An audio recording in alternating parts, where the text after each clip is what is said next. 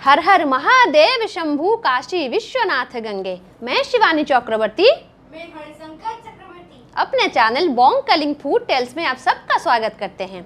हमारी जो ये छोटी सी सीरीज है महिमा महादेव की, जैसा मैंने कहा था कि मैं सावन के सोमवार के ऊपर एक सीरीज बनाऊंगी, तो सावन का महीना में 4 सोमवार इस बार आ रहे हैं, तो मैं ये छोटी सी सीरीज बना रही हूँ महादेव के ऊपर। यहाँ पर हम महादेव के बारे में, भोलेनाथ के बारे में कुछ जानी अनजानी बातें करेंगे और कुछ रेसिपीज शेयर करेंगे जो हमारे भाई बहन होते हैं जो सावन का उपवास करते हैं, क्योंकि सावन का जो उपवास होता है वो फलाहारी उपवास होता है, तो वो रेसिपी जो है वो उनके लिए हैं। और ये प्रसाद की भी रेसिपी होंगी और जो व्रतधारी होंगे उनके लिए भी ये होंगी। तो जैसा हम हमेशा करते हैं, आज की जो हमारी रेसिपी है वो है झोरा पाड़ुओ खीरी। ये आरारूट की जो पायस होती है वो है, शायद आपने कभी नाम पहले नहीं सुना होगा। तो चलिए, जैसा हम हमेशा करते हैं, पहले हम रेसिपी बना लेते हैं, बाद में आके हम भोलेनाथ के बारे में कुछ बात करेंगे। हर हर महादेव। अभी हम अपने किचन में हैं। जैसा कि सावन का सोमवार शुरू हो गया है, तो आज हम भगवान शिव के लिए कुछ बना रहे हैं। जो उपवास करते हैं, जो सावन का व्रत करते हैं, ये उनके लिए है। ये है पाड़ुओ मतलब आरारूट की खीर। क्योंकि बहुत सारे जो शिव भक्त होते हैं वो अन्न नहीं खाते, चावल से बनी हुई चीज़ें नहीं खाती, और क्योंकि उपवास करते हैं तला हुआ खाना भी उनके लिए बहुत अच्छा नहीं होता, इसलिए बहुत सारी जगह पर ये चीज़ बनती है। खासकर उड़ीसा में बहुत जगह पर बनती है। पाड़ुआ एक ऐसी चीज़ है जो कि इसको कि आरारूट बोलते हैं, उसका जो न्यूट्रिशनल वैल्यू है वो बहुत ज़्यादा है। वो एक तो इम्यूनिटी बूस्ट करता है, बॉडी को हाइड्रेट भी रखता है, और पेट की जितनी सारी आपकी प्रॉब्लम्स होती हैं उसको भी वो मतलब समाप्त कर लेता है।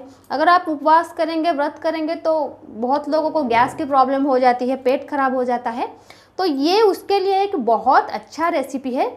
और अरारूट तो वैसे भी बहुत हेल्दी माना जाता है। तो चलिए बनाना शुरू करते हैं पाड़ुओं की खीर। एक्चुअली झोरा पाड़ुओं की खीर है। झोरा पाड़ुओं की खीर क्यों बोलते हैं मैं आप बाद में बताऊंगी, और इसके लिए क्या क्या चाहिए होगा चलिए पहले जान लेते हैं। ये है अरारूट, इसको मैंने 10 मिनट तक भिगो के रखा है। इसको क्या करना है, पहले आपको भिगो देना है, फिर केयरफुली उसका जो पहले लेयर का पानी होता है उसको निकाल देना है, फिर से एक बार पानी देना है, और धीरे करके फिर से वो पानी भी निकाल लेना है, क्योंकि उसमें उसका एक स्वाद होता है, कड़वा स्वाद, वो निकल जाता है। अभी ये रेडी है। और पानी हमें चाहिए, ये मैंने कंडेंस मिल्क लिया है, और ये मैंने लिया है आलमंड। ये ऑप्शनल है, आप चाहे तो ले सकती हैं, नहीं चाहे तो नहीं ले सकते हैं। तेज पत्ता, इलायची, और हमें दूध चाहिए। और मैंने हाफ लीटर दूध जो है वो 5 मिनट हो गए हैं उबलने के लिए रख दिए हैं। और इसका हमें क्या करना है चलिए देखते हैं और इसको बनाना शुरू करते हैं। ये देखिए, मैंने यहाँ पर क्या किया, पैन चढ़ा दिया है और पैन गरम भी हो गया है। अभी हमें क्या करना है, थोड़ा सा पानी दे देना है पैन में। थोड़ा सा, मैंने यहाँ पे दिखाने के लिए बहुत ज़्यादा पानी लिया था, हमें इतना पानी देना नहीं है। और ये जो अरारूट हमने लिया था उसका घोल जो है उसको इस पानी के अंदर डाल देना है, इसके अंदर डाल देना है। अभी हमें क्या करना है, उसको अच्छी तरीके से पकाना है।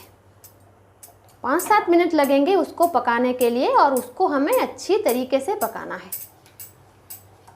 क्योंकि इसका जो स्टार्च होता है ना वो बहुत मतलब फ़ायदेमंद होता है इंसान के लिए। आप हफ्ते में एक बार इस अरारूट से बनी हुई चीज़ें आपको खाना चाहिए, और बहुत हेल्दी होता है।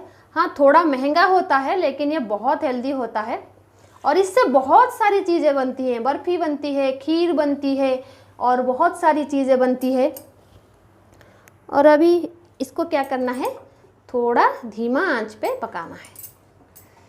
5-7 मिनट लगेंगे उसको पकाने के लिए। ये जो अरारूट होता है ना वो ग्लूटेन फ्री होता है, और इसलिए ये बहुत सेहतमंद है, क्योंकि ग्लूटेन जो होता है शरीर के प्रति बहुत हानिकारक होता है। मैदे वगैरह में जो होते हैं वो ग्लूटेन होते हैं। अभी तो खैर आटे में भी ग्लूटेन होता है, कम मात्रा में होता है लेकिन होता है, लेकिन इसमें बिल्कुल नहीं होता। अभी देखिए, ये जो पाड़ुओ है अरारूट वो बन के तैयार है। अभी हमें उसको ठंडा करना है, लेकिन पूरा ठंडा नहीं करना है। और अभी उसका हमें झोरा बनाना है। झोरा कैसे बनता है अभी मैं आपको दिखाऊंगी कि झोरा कैसे बनता है। एक्चुअली पाड़ुओं की एक दूसरी प्रोसेस होती है जिससे पाड़ुआ खीर बनता है, वो मैं कभी और दिखाऊंगी, लेकिन ये बहुत फेमस है इसलिए मैं इस तरीके से बना रही हूँ। तो चलिए देखते हैं उसका झोरा कैसे बनता है। ये देखिए, ये जो दूध हमने रखा था उबलने के लिए अच्छी तरीके से उबल चुका है। और ये जो खाना है ये बहुत ही सात्विक खाना है और व्रतधारियों के लिए बहुत ही उपयोगी है, क्योंकि ये बहुत जो मोटा वाला खीर होता है वैसा नहीं है, पतला है, और चावल की खीर भी नहीं है, और ये डाइजेस्ट करने में भी बहुत अच्छा है। और जो जल लेके जाते हैं भगवान को चढ़ाने के लिए वो बहुत रास्ता चल के जाते हैं, तो बॉडी को भी हाइड्रेट रखेगा ये, और ये बहुत ही अच्छी चीज़ है। अभी देखिए, ये जो मिक्सचर हमारा है ये पूरी तरीके से ठंडा हो गया है। अभी हम उसका झोरा बनाना है। झोरा कैसे बनाना है, देखिए ये है ग्रेटर एक, इसको मैंने एक ट्राई करके भी देखा है। नीचे एक थाली हमें चाहिए, थाली के अंदर हमें पानी चाहिए, ठंडा पानी, और उसके ऊपर हमें एक ऐसा ग्रेटर रखना है और जो मिक्सचर हमने लिया था और इसको इसके ऊपर ऐसे दे देना है। इसको इसके ऊपर देकर हमें उसको ऐसे फोर्सफुली स्प्रेड करना है। ये देखिए कैसे झोरा जो होता है वो निकल के पानी के अंदर आ रहा है। घबराइए मत, ये बिल्कुल भी पानी में मतलब घुलेगा नहीं, वो वैसे ही एक एक रहेगा, और इसी से हमें बनानी है खीर। इसीलिए इसको बोलते हैं झोरा पाड़ुओ खीर, और ये जो चीज़ है इसको बोलते हैं झोरा। अभी मैं इसको बना लूँ, और पानी में उसको डालना ज़रूरी है, क्योंकि पानी में अगर आप नहीं डालेंगे तो सूखे बर्तन में करेंगे इसी प्रोसेस को, तो क्या होगा ना, ये मेल्ट हो जाएगा या फिर लग जाएगा, एक दूसरे से लग जाएंगे या फिर वो मेल्ट हो जाएगा।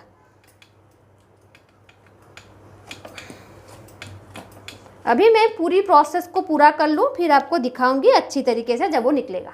ये देखिए, ये हमने झोरा निकाल लिया है। बहुत कम निकला, मैंने बहुत कम किया था तो बहुत कम निकला, और जितना हमें चाहिए था उतना ही निकला है। और अभी हमें इसको रख देना है साइड में। अभी क्या करना है, जो दूध हमने उबलने के लिए रखा था वो ऑलमोस्ट हो चुका है, रिड्यूस आधा हो चुका है। अभी हमें उसको बंद करना है। अभी देखिए, दूध तो पूरी तरीके से रिड्यूस हो चुका है। अभी इतना पतला हमें रखना है। और अभी हमें क्या करना है, जो कॉन्डेंस मिल्क हमने लिया था उसको डाल देना है उसके अंदर। शक्कर मैंने बहुत कम डाली थी, क्योंकि इसका जो स्वाद आएगा वो कॉन्डेंस मिल्क से आएगा, इसलिए मैंने शक्कर थोड़ी कम डाली थी।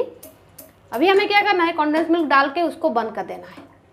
बंद कर देने के बाद ये बहुत ठंडा होगा, मतलब पूरी तरीके से ठंडा नहीं होगा लेकिन थोड़ा ठंडा होगा, क्योंकि जब ये गर्म होगा तब हम झोरा को उसमें नहीं डालना है। थोड़ा ठंडा हो जाएगा उसके बाद हमें उस झोरा को उसमें डालना है। थोड़ा ल्यूकवार्म होगा, ये बहुत ठंडा नहीं होगा, थोड़ा ल्यूकवार्म होगा, उसी हाल में हमको इसको डालना है। अभी फ़िलहाल हम 10 मिनट के लिए उसको रख देते हैं। अभी ये देखिए, ये थोड़ा ल्यूकवार्म हो गया था और मैंने जो झोरा था उसमें अभी डाल दिया है। ये देखिए, जो नॉर्मली जो पाड़ों के खीर बनाते हैं वो फिरनी जैसी होती है, मतलब चावल और दूध को जैसे पकाते हैं फिरनी में, वैसे पाड़ों का पेस्ट और दूध को पकाते हैं। लेकिन इसको मैंने दिखाया झोरा। झोरा किसको बोलते हैं, ये देखिए, ये देखिए, ये जो होता है झोरा, ये जो होता है वो झोरा होता है। जो पाड़ुआ हमने झोरा बनाया था चावल की तरह, एक एक दाने की तरह ये दिख रहा है, देखिए ये एक दाना, इसको बोलते हैं झोरा। झोरा पाड़ुआ खीरी, क्योंकि झोरा हमने पहले पका लिया था, अच्छी तरीके से वो पक चुका है, तो फिर से इसको हमें दूध में पकाने की ज़रूरत नहीं है। लेकिन उसको 1 घंटे तक दूध में पका कर इधर उसको डाल के रखने की ज़रूरत है। हमने डाल दिया झोरा, उसके अंदर उसको 1 घंटे तक रहने देना है, ताकि वो जो दूध और कंडेंस मिल्क का जो फ्लेवर है वो सोख कर ले। ये होता है इस खीर की खासियत। और ये बहुत पतला रहता है, ये नॉर्मल चावल की खीर या फिर फिरनी की तरह वो मोटा नहीं होता, ये पतला होता है। और जो व्रतधारी होते हैं उनके लिए अमृत समान है ये चीज़।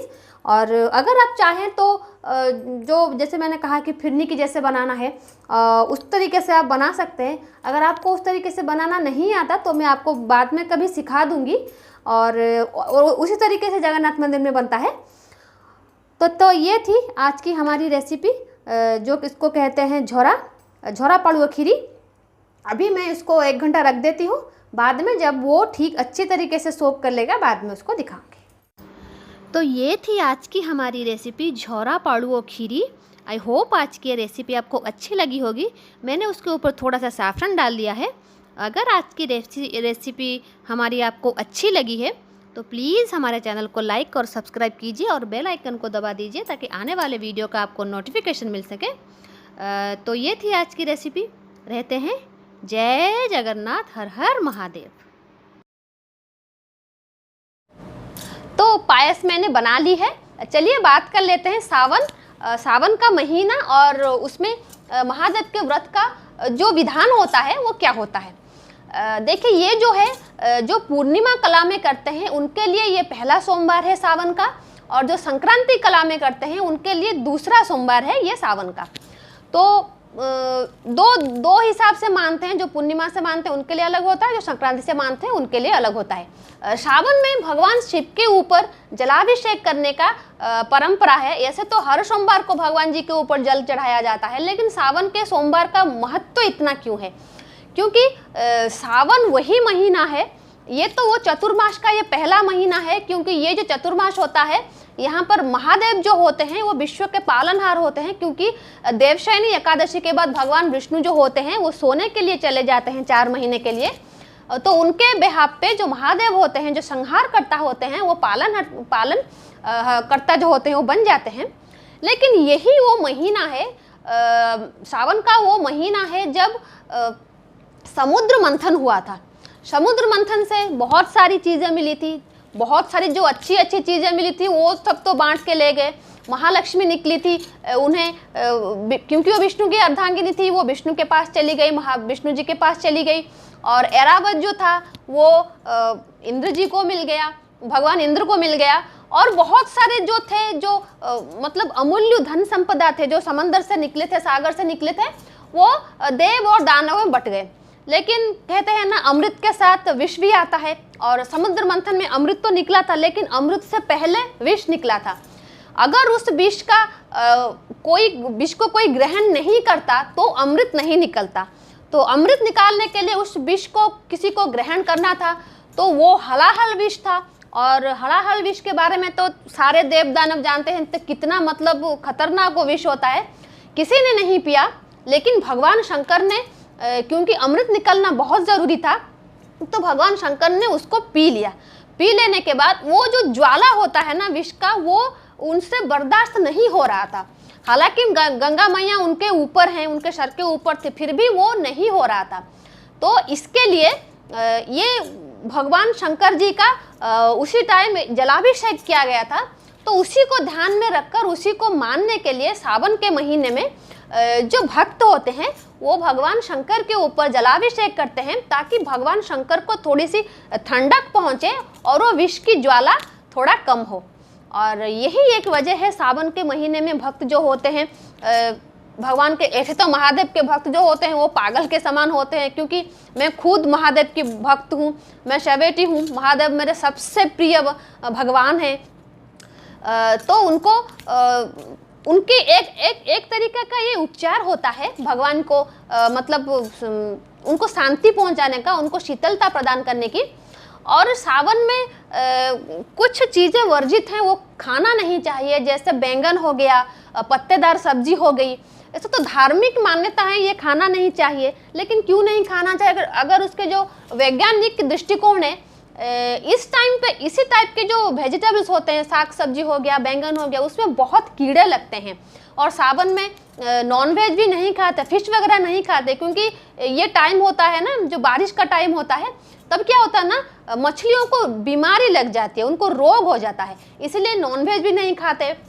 देखिए, हमारी संस्कृति ऐसी है कि लोगों को समझाना बड़ा मुश्किल होता है कि आप ये मत खाओ, वो मत खाओ। इसलिए उसको धर्म के साथ जोड़ा गया है, ताकि लोग धर्म के डर से ही उसको छोड़ दें और स्वस्थ रहें। पत्तेदार सब्जी आप नहीं खा सकते क्योंकि उसमें कीड़ा लगता है। एक बात मैं आपको बता दूं, अगर हरे पत्तेदार सब्जी आप बहुत खाते हैं, दूसरे सीजन में खाइएगा और सावन के सीजन में खाइएगा, आपको पता चल जाएगा। क्योंकि इस सीजन में उससे एक अलग सी बदबू आती है उसमें, और इसीलिए उसको नहीं खाना चाहिए। ऐसा कहते हैं धर्म के साथ जोड़ देंगे तो लोग उससे दूर रहेंगे। और जो भगवान की जो पूजा होती है सावन में, उसमें क्या होता है, जो थाली दी जाती है सावन में, अगर आप अभिषेक करने के लिए महादेव की जाते हैं तो महादेव का अकेला अभिषेक मत कीजिए, उसके साथ माँ गौरी का भी जो पूजा में सामान लगता है उसको लेके जाइए, क्योंकि एक अंगी पूजा ग्रहण नहीं करते महादेव। और एक अंगी पूजा का मतलब होता है आप सिर्फ महादेव को पूजा करेंगे। ठीक है, वैसे तो गौरी मैया की पूजा होती है, हम गणेश कार्तिक जो पार्श्व देवताएं होते हैं उनकी पूजा करते हैं, नंदी की भी पूजा करते हैं, लेकिन जो चीज़ आप महादेव के लिए लेके जाएं वो माता गौरी के लिए भी लेके जाएं। और बहुत सारे श्रृंगार के सामग्री, जैसे आपका हो गया कुमकुम हो गया, चंदन हो गया, चूड़ियाँ हो गई, और कपड़े, महादेव के लिए भी कपड़े, और छोटे से वस्त्र, और माँ देवी माँ के लिए भी वस्त्र, और जो भगवान गणेश होती हैं उनको लिए दुर्बा, भगवान नंदी के लिए दुर्बा, ये सब कुछ आप लेके जाएं, क्योंकि ये सारे पूजा के विधान होते हैं। अगर आप कुछ नहीं कर सकते तो दोनों के लिए दुर्बा लेके जाएं, और माता रानी के लिए सिंदूर और चूड़ियाँ तो ज़रूर लेके जाएं। ये मिनिमम श्रृंगार की सामग्री होती है। और अगर आप गंगा जल यूज करते हैं, अभिषेक के लिए गंगा जल यूज करते हैं, ये बात मैं कह दूँ, पानी में गंगा जल मत डालिए, क्योंकि जो पानी में गंगा जल डालते हैं वो अशुद्ध माना जाता है। आप क्या करिए, एक छोटे से जो घट होता है, जो कलश होता है जिसमें आप पानी लेते हैं अभिषेक करने के लिए, पहले उसमें थोड़ा सा गंगा जल डालिए, उसके बाद नॉर्मल पानी डालिए, तब वो गंगा जल के समान होगा। पानी में गंगा जल नहीं डाला जाता, गंगा जल में पानी डाला जाता है। और भगवान के तो आप अपने हिसाब से प्रसाद चढ़ा सकते हैं। अगर आप साबुत फल चढ़ा रहे हैं भगवान जी के ऊपर तो उसको वहीं छोड़ दें, क्योंकि जो साबुत महादेव को प्रसाद चढ़ाया जाता है फल, उसका ग्रहण नहीं करते कोई, वो सिर्फ महादेव के पास ही रहता है। लेकिन अगर कोई दूसरा प्रसाद आप चढ़ा रहे हैं तो प्रसाद चढ़ा के वापस अपने साथ ले आइए। अगर वो चावल से बना है या फिर गेहूं से बना है, किसी चीज़ से बना है जो आप सावन के दिन नहीं खा सकते, तो उसको प्रणाम करके रख दीजिए। आप नेक्स्ट डे उसको जब व्रत खोलेंगे तो आप खा सकते हैं। तो मैं भी सावन का व्रत करती हूँ, लेकिन मैं रात के वक्त नहीं खाती पका हुआ खाना, मैं फल खाती हूँ। तो बहुत सारे लोगों का अलग अलग उपाय होता है सावन का व्रत करने का, लेकिन कुछ भी करें आप, रात में बहुत सारे लोग होते हैं, दिन में क्या करते हैं, अच्छी तरीके से व्रत करते हैं, निर्जला व्रत करते हैं, लेकिन शाम होते होते प्याज लहसुन वाला सब्जी खा लेते हैं ना, व्रत टूट गया तो मतलब व्रत तोड़ दिए और ये सब खाना वो खा लेते हैं। लेकिन ऑनियन गार्लिक जो होता है वो तामसिक होता है, और सावन में बिल्कुल भी तामसिक आहार का ग्रहण नहीं करना चाहिए। तो ये थी थोड़ी सी जानकारी सावन के बारे में इस एपिसोड में। और बाकी जो 3 एपिसोड रहे उसमें भी हम महादेव के बारे में कुछ जानी अनजानी बातें करेंगे। और हमारा ये वीडियो देखने के लिए आपका बहुत बहुत धन्यवाद। महादेव की कृपा आप पर बनी रहे इस सावन में। इस सावन के हर साल, हर दिन, हर महीना, हर क्षण आपके ऊपर भगवान की कृपा बनी रहे। घर में रहिए, स्वस्थ रहिए, सुरक्षित रहिए। और हमारा ये वीडियो देखने के लिए आपका बहुत बहुत धन्यवाद। आज के लिए इतना ही, रहते हैं। जय जगन्नाथ, हर हर महादेव।